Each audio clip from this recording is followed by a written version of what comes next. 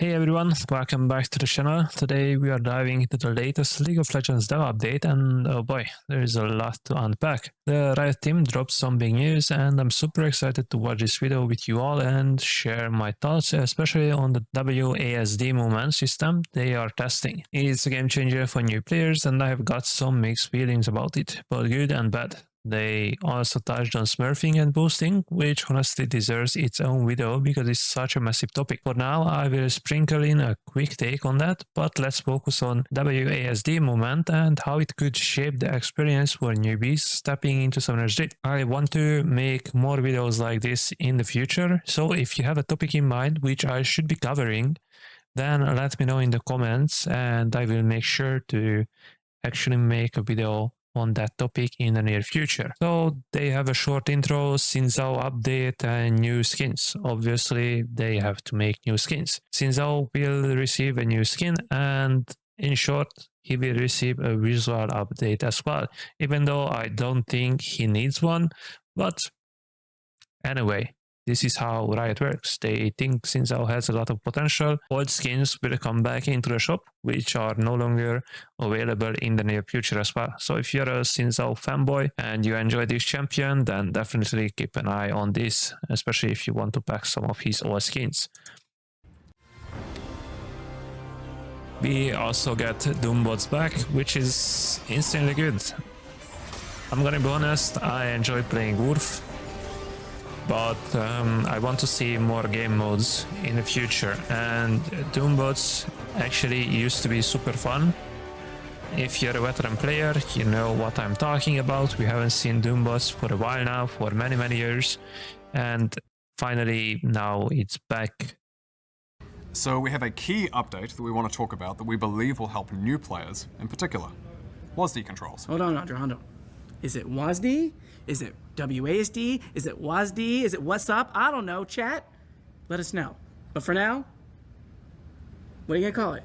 It's WASD, all right, he said it. ESD anyway, for we me, found that a lot of yeah, newer returning players struggle a lot with a little League's bit controls cringe early on. Click to move just isn't the sort of control scheme they're used to, and it puts a lot of people off, including many that we believe would otherwise really love the game. So we're introducing WASD as an alternate control scheme to help get new players to the fun parts of League faster and with less friction. We're gonna hand things over to the members of the WASD team to talk more about how and when you can get your hands on it and what you can expect. Yeah, so WASD movement. Riot is looking to shake things up here. For those who haven't heard, they are testing a new control scheme where you can move your champions using WASD keys instead of the traditional point and click. This is nothing new. They have been working on this for quite a while now. We already heard some leaks about this. Now it's actually happening. It's optional, so veteran players like me can stick to clicking, but this is clearly aimed at making it more approachable for new players, which is a good thing because the league definitely needs some new players. The old community, well, it's old. This game is already almost 16 years old, and we definitely, despite having a large player base, we need new players all the time in order to keep this game alive. Hey gamers, I'm IJoin, the producer for WASD. And I'm Dean, the designer for WASD. We've been working on WASD for a while now, and we want to get it in your hands to test. Ultimately, WASD, our goal bro. with WASD is Comment to make... down below. Do you like... Are you calling it WASD? Because it doesn't sound right. Playing League more intuitive for first-time players or those returning, without changing what makes League, League. That said, we're longtime League players ourselves and have been using point and click for years. So we've been working hard to ensure that both control schemes feel great across all ranks, champions, and modes. In order to make sure that's true, we've been gathering tons of feedback from our internal playtest team, from brand new players, and from pro players at MSI. And now we're ready to get even more feedback from all of you.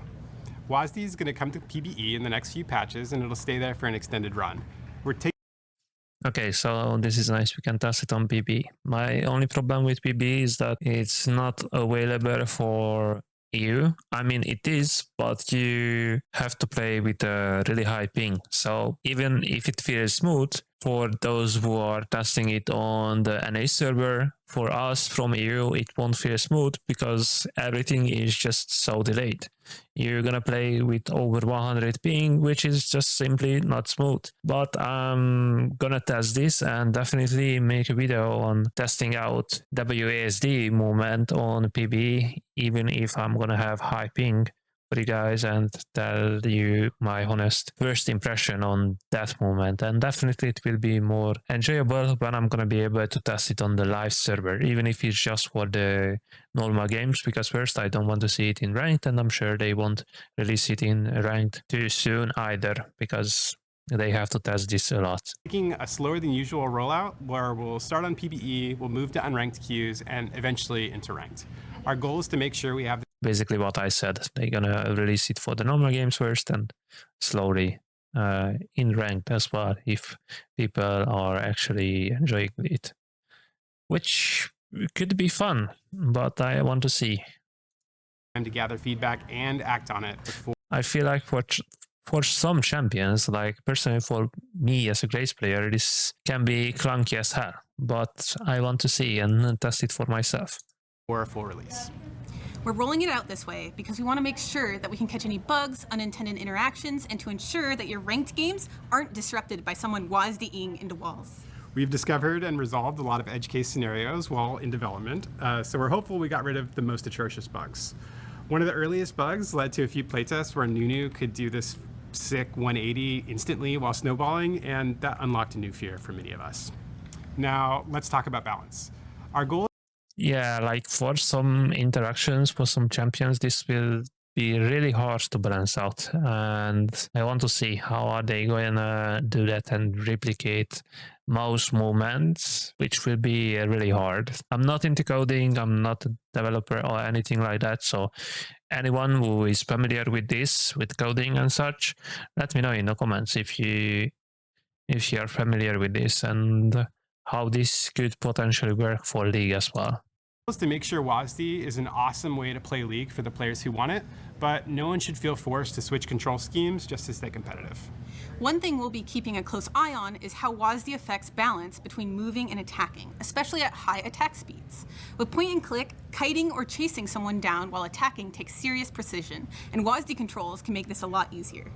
This is something on everyone's minds, so we're going into. But this is also one of my concerns, that kiting used to be a really hard mechanic, which not that many players actually managed to learn. And being able to move your cursor fast enough while being precise was a skill in its own.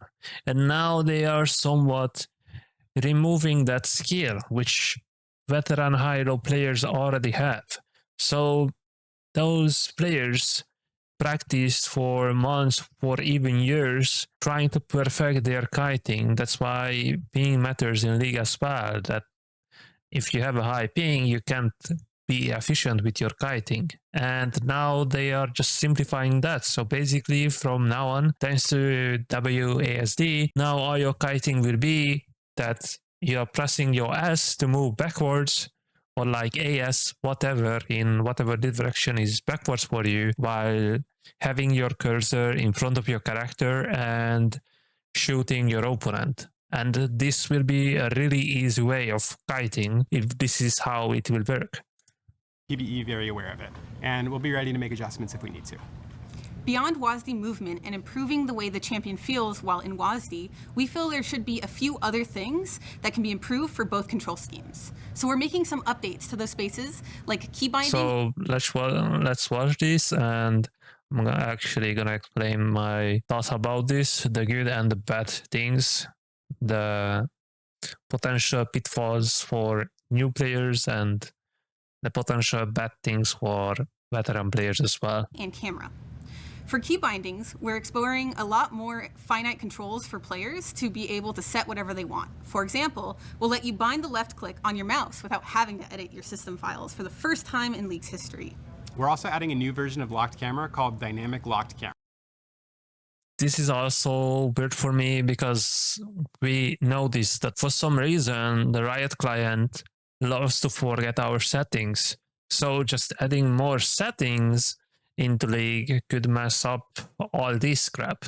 And pretty much still to this day, I have to have a save file separately on my PC just in case if League forgets my settings. For some reason, the audio in the League client is really loud because the game itself just forgot your settings for some reason. So why is this a thing? If the League client is saving your settings locally on your PC, how can this happen that it forgets? But whatever. But let's hope they fix this bug as well. It extends your view towards your mouse, and our hope is to get the simplicity of locked camera, but with some flexibility to see more of the action when you need to. Both of these updates are going to be locked to WASD at first, and the only reason we want to do that is to make sure all WASD-related features are in a great state before we roll them out to everybody. While WASD But also lock camera. Like, come on, honestly, no one should ever use lock camera in League. I'm not talking about sometimes using space because you have to and lock the camera on your character, but by default, no one should be playing with lock camera. Your camera shouldn't be locked. You have to look on the lanes, you have to look in river, you have to look pretty much everywhere, and the main focus shouldn't be your character all the time. So you shouldn't be playing non-stop with locked camera. And I'm sure this new dynamic locked camera function gonna help, especially with WASD, but I still don't want this to become something standard and players intentionally, because Riot said so, start using locked camera, which is just dumb, and this shouldn't be a thing. Like, you are denying so much information from yourself. If you're playing with locked camera, it's really bad. on PBE will be consistently shipping improvements and tweaks based on your feedback. We're still in an experimental state, so you'll likely see changes patch to patch. And that's why we really need your feedback. So when WASD launches in a couple of patches, go to the PBE, try every champion, find the weird... Yeah, but just tell us in which patch are you planning to add on PBE the WASD? Is it live right now? Because PBE is already one patch ahead of the live patch, which is good because it's PBE for testing. But is it already live there or it's not? weirdest bugs and tell us all about it. Seriously, some of you are some of the most creative and wildiest players out there, and we need you. So grab a friend, get to the PBE, and WASD your way down the rift. Make sure to give us feedback and help us make a fun control scheme for new players. That's it from us. If you want to learn more, you can check out the blog. It's out now. We're also working on some smaller stuff aimed at helping new players get... But before the UI, let's break down my first thoughts about this, the good things and the bad things. So first up, I love that Riot is thinking about new players because, like I said, League really needs new players. And it can be a really intimidating game for new players. There's tons of champions, mechanics, and that point and click movement that feels clunky if you are coming from other genres like shooters or RPGs. WASD is something most gamers already know from games like Fortnite, pretty much any racing game if you're using your keyboard for that, any shooter game, pretty much. But if you're new to League, using familiar keyboard controls could make jumping into the game way less daunting. I really agree that click to move is a barrier for some players, and I totally get that. I definitely agree with that. But it's a core mechanic of League. It's not like this is the first game though where you have to move with your mouse or you have to move your units with your mouse if you're familiar with RTS games. But if you're struggling just to move your champion, you're not focusing on learning abilities or laning. WASD could let newbies feel comfortable faster, letting them focus on the fun stuff like landing skill shots or getting that first kill, in my opinion, so that's a good thing though. Even tested it in the Swarm mode last year, and it felt smooth for a PvE setting, at least from my experience. So there is potential, but I'm not sure how this can work against other people in a PvP scenario. If this helps more people stick with League and enjoy it, I'm all for it. More players, more matches, more fun. right? Or more hinting perhaps, because everyone is trying the new WASD mechanic. So let me know in the comments, what do you think about these changes? Is it good? Are you gonna test it? Do you think this is a good addition to League, or is it really bad?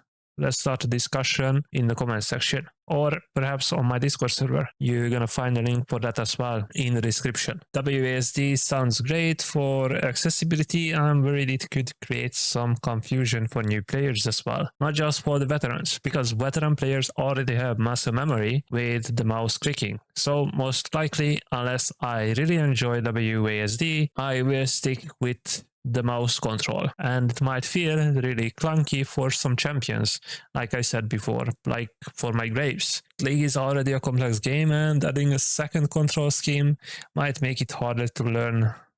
Like, for example, if you are learning with WASD, but most guys, streamers or pro players use point and click, you might feel like you're playing a different game. And this is definitely will be a huge problem, that you're gonna lack content on League. Like us veteran players, we pretty much had to learn ourselves how to play and just play a lot of games in order to practice, because we didn't have that many videos on YouTube about every settings, every champion guide, and all that. Like, we had to learn the runes. Now you just use a third-party app like Poro or whatever, Blitz, U.GG, you name it, and you have runes. You don't even have to learn runes anymore. Even if they make the game a little bit easier, I'm not saying there won't be skill ceiling in this game, because it will be, but I'm not sure if WASD is the good approach for this. Like, even though the dev team says they are balancing both schemes to be competitively viable, I'm skeptical with this kinda. Moving with WASD could make dodging skill shots easier. Great for you, but if you're against a veteran clicking with precision, you might still get outplayed. And what about kiting? Like I said, for new ADCs, kiting with WASD might feel easier, but it could also build bad habits if the muscle memory doesn't translate to higher level play where precision matters. I'm also curious how abilities will work with WASD. If it's too simplified, new players might struggle when they try switching to classic control later. So even though I like the idea, I'm still skeptical. To League 2. There are some things in League that we believe are unnecessarily hard to track or just a bit of a chore that contribute to League being a hard game to learn. So we're going to be adding jungle timers to all camps, as well as making it easier to track summoner spell usage in the death recap screen. We've also got some additional changes planned in this sort of vein coming later in the year, and more on those in a future dev update. This used to be a skill in League that you knew when is your jungle camp spawning, when is your opponent's jungle camp spawning, because you could track and you actually learned their jungle route. Like, for example, if you were playing something against something like Lydia or Cartus or whatever, you knew that most of the time they will go for a full clear. On the other side, if you played against someone like Rek'Sai, they most likely started on their Raptor on the red quadrant and made a quick level 3 gank on the bot side usually, or perhaps even on the top side. So you knew all these things, and you knew when is the new camp spawning. They changed the camp timers in the past, sure, but you could adapt and learn the new camp timers easily. But now, if they are adding camp timers for everyone, even though I know, like I said, not just for runes, but for camp timers as well, we have programs like Poro, Blitz.gg, U.GG, maybe OP.gg has a program for it as well. I'm not sure, probably they don't, but whatever. Now it will be more accessible to everyone. And this actually reduces the skill ceiling as well a little bit. And even though I wasn't really a fan of this, and tracking summoner spells, this was later added in these programs as well, that you could track summoner spells. If you saw someone using flash, you could click a small icon and the spell went on cooldown. Plus, if they had a rune which reduced the summoner spell cooldown, the app track that for you, or like it's tracking for you as well. And if they add this to League, I guess it will be better because you don't have to use programs like Poro anymore. But it's also somewhat a shame that they allow these programs, even though, like I said, I'm using it. I just think that this is kind of a shame because they just make the game this much easier. I get it though, they are trying to make jungle a more enjoyable role because everyone is hating jungle. It's really hard to balance in solo queue, while in pro play, it's almost like a useless role. Well, it's not useless, but it's less important than the other roles, especially like mid lane and AD carry. But you get the idea. In solo queue, jungle is the most broken role. They want to make people play more jungle, I guess. But it will be one less skill you have to learn as a jungler. It just removes some skill ceiling from the game, which I'm not sure if I like or dislike, but once again, leave it down in the comments. What do you think about this as well? Hey all, I'm Riot Froxon. And I'm just a capybara. We're here to talk more about the So ongoing let's work we've address been doing to reduce the game ruining Smurfing behavior. issue as well. Earlier this year, we began issuing LP refunds for when we detected cheaters in your League games, while also banning them, of course. After that, we started rolling out improvements to our griefing and inting detection to make sure these sorts of people don't end up in your games. With all the work that we're doing for the future of League, we also know that the element we need to maintain above all else is League's competitive integrity. And in order to keep that reality, we need to give you games with 9 other players of similar skill levels. We've heard your frustrations over the years, and we know that you want us to do more about smurfing. And we agree. It sucks, and it makes your games worse. So starting in patch 2518, we're going to be taking additional action against accounts that use the 2 most common smurfing behaviors we see, boosting and hitchhiking. Simply put, boosting is when someone else plays on your account to climb to a higher rank, and hitchhiking is when a higher skilled player duos on a fraudulent, usually purchased account with a lower skilled player to artificially increase their rank. We'll be taking action on both accounts in these situations, both the booster and the boostee. One of the reasons we're doing more now is because Vanguard has given us the increased capability and accuracy we need to determine if accounts are being shared or sold, which is what enables most smurfing. Back in 2513, we added a new rank manipulation report category, so you could let us know when you believe someone is boosting, hitchhiking, deranking, or whatever. Your reports were instrumental in helping us gather a bunch of data to improve our detection systems, and we'll be using a combination of our detection systems and reports to punish these accounts. You'll also get a feedback report, so you'll know when you've helped us find these accounts. And we're going to be doubling down on banning accounts that are being bought, sold, or shared, regardless of whether or not they're used in ranked smurfing. For those of you who are wondering if this applies to your alts, if you're the only one who's ever played on your alt and you aren't engaging in ranked manipulation, you're fine.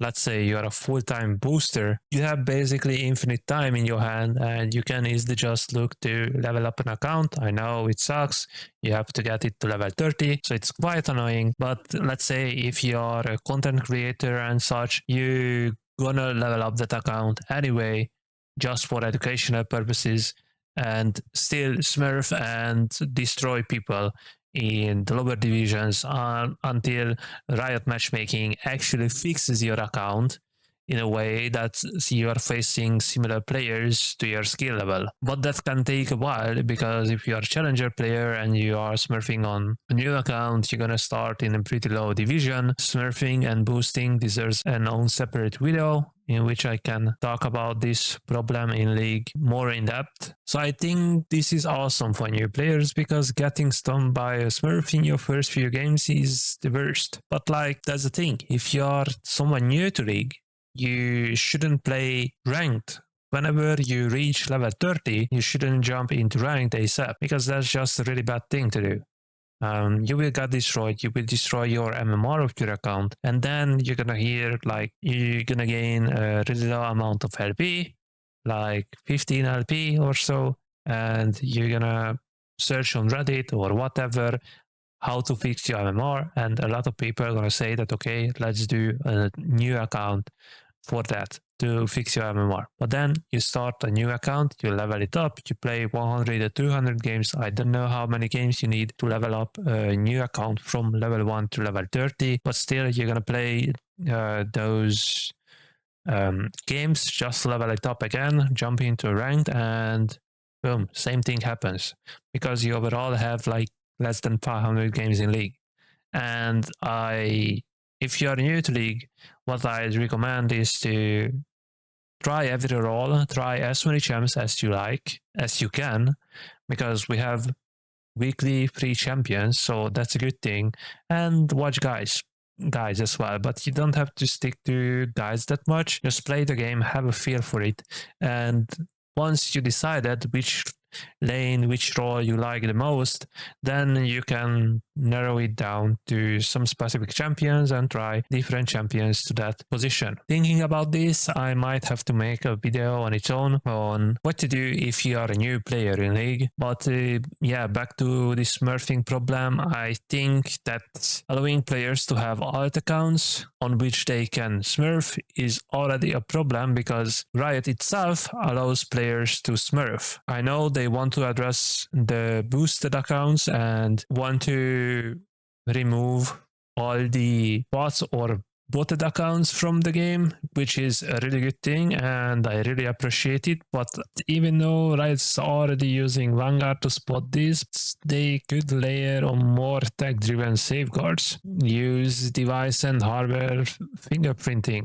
So the game itself, which I'm pretty sure already knows thanks to Vanguard, should limit your account to your hardware ID, like CPU, GPU signatures, or preferably your motherboard, and this should work more aggressively for rank use. If an account suddenly switches devices or shows inconsistent play patterns, like a bronze player pulling off pro level mechanics overnight, flag it automatically for review. To address privacy concerns, make it opt-in with rewards, such as bonus blue essence or exclusive emotes for verified main accounts. This would deter casual boosters while respecting player choice. Perhaps something which could be even better, with AI being everywhere now, use something like AI-powered playstyle analysis. Like, I'm pretty sure they already can do this. Use machine learning to monitor metrics like APM, which stands for action per minute if you are not familiar with it.